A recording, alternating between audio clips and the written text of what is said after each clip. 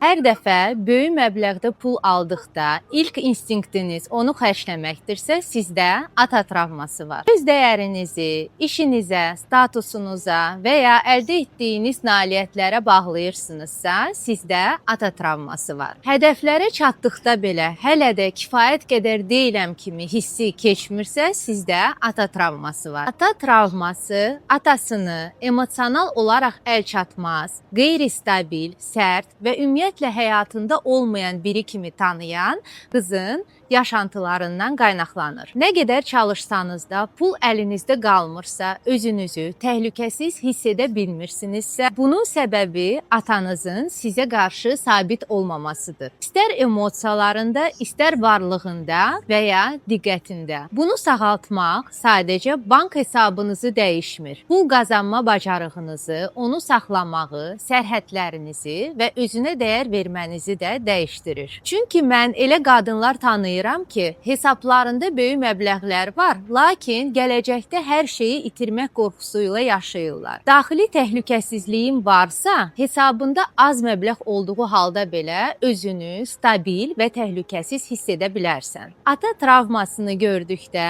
sadəcə daxili vəziyyətiniz dəyişmir. Pul qazanma bacarığınız, insanlara etibar etmə və münasibət qurma imkanlarınız da dəyişir. Ata travmasını şəfalandırmaq istəyirsinizsə, şərhlərdə ata sözünü yazın. Mən bunu Nəslin Gücü proqramında necə edəcəyimiz haqqında sizə məlumat göndərim.